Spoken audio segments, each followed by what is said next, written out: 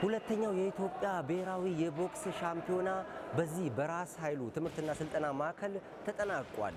በዚህ ውድድር ላይ የተሳተፈው አዲስ አበባ ፖሊስ ጠቅላይ መምሪያ የቦክስ ቡድን በሁለቱም ጾታ ጠንካራ ፉክክር አድርጎ ውድድሩን አጠናቋል። አጠቃላይ የተመዘገበውን ውጤት በተመለከተ የቡድኑን አሰልጣኝ ዋና ኢንስፔክተር ቴዎድሮስ ጥላውንን አናግረናል። አብራችሁን ቆዩ። ጥሩ ዝግጅት ተዘጋጅተን ነበረ። በወንዶች 6 ወርቅ 1 ብር 3 ነሐስ አምጥተናል ማለት ነው። በሴቶች ደግሞ 2 ወርቅና 1 ብር አምጥተናል ማለት ነው። በወንዱ አንደኛ ወጥተናል፣ በሴቶች ደግሞ ሁለተኛ ይዘናል። በቀጣይም እንግዲህ ለሚካሄዱ ፍልሚያዎች ከወዲሁ እየተዘጋጁ መሆናቸውን ገልጸዋል። ኮንስታብል ሚሊዮን ጨፉ እባላለሁ። የአዲስ አበባ ፖሊስና የኢትዮጵያ ብሔራዊ ቡድን የ60 ኪሎ ግራም ተጫዋች ነኝ። ያው በዚህኛው ጌም 2 ጌሞችን አድርጌያለሁ እና ሁለቱንም ደግሞ በማሸነፍ ወርቅ ሜዳሊያ አምጥቻለሁ ማለት። ቦክስ ዝግጅቱ በጣም ከባድ ነው። ኪሎ ማውረድ አለ፣ ኮንዲሽን አለ እና በጣም ተዘጋጅተንበት ነበረ እና ያው እንደ ልፋታችን ደግሞ ውጤት አግኝተናል ማለት። በቀጣይ ያው ያሁኑ እንዳለ 3ኛም አለ 4ኛም ስላለ ከዚህ የበለጠ ደግሞ ሰርተን የተሻለ ውጤት እናመጣለን። አሪፍ ጨዋታ ተጫውተን ማለት ነው። ስሜ ምክትል ሳጅን ሮማን አሰፋ እባላለሁ።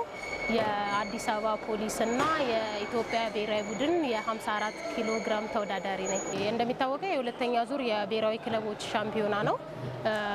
ሁለተኛ ዙር አዲስ አበባ ፖሊስም ሌሎች የቀሩት ክለባቶች የሚሳተፉበት የሁለተኛ ዙር በደማቁ ሁኔታ ተጀምሮ በደማቁ ሁኔታ ያለቀበት ውድድር ነው። ለኦሎምፒክም እየተዘጋጀው ነው። ይሄ ብቻ አይደለም መጨረሻ እኔ ግቤ ኦሎምፒክ ነው። ከዛም በኋላ ፕሮ መጫወት ነው። ስለዚህ ራሴን የምጠብቀው ኦሎምፒክ ላይ ነው ማለት ነው።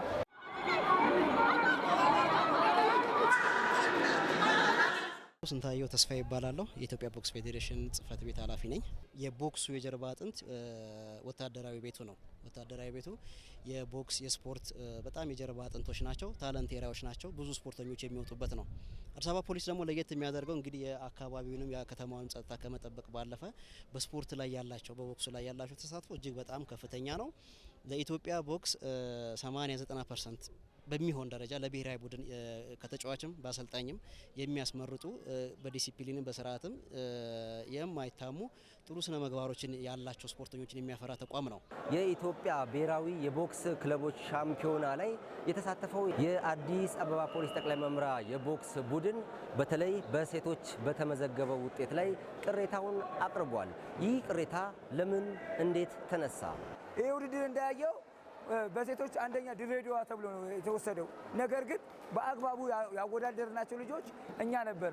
ሆም ብሎ 54 ኪሎ ግራም ላይ ሮማን አሰፋና ድሬዳዋ ነው ተመዝና ከጨረሰች በኋላ ከውድድር አርቋት የኛን ነጥብ እንዳይመዘገብና አድርገውናል ማለት ነው። እኔ ተዘጋጅቼ ብዙ ነገሮችን መስዋዕትነት ከፍዬ ኪሎ ግራም መቀነስን አሳልፌ አመጋገቤን አስተካክዬ በቦታው በሕክምናም በሚዛንም አልፌ ተገኝቻለሁ። ለውድድሬ ውድድር እንዳለኝ ነበር አይቼ የመጣሁት። ምክንያቱም ስኬጁልም ወጥቷል።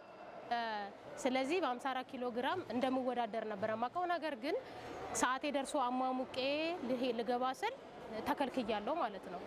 ምክንያቱም ሪዝኑ አልታወቀም። በብዙ ነገሮች ተዘጋጅተ ነው እዚህ ጋር የምትመጣውና ቀልድ አይደለም።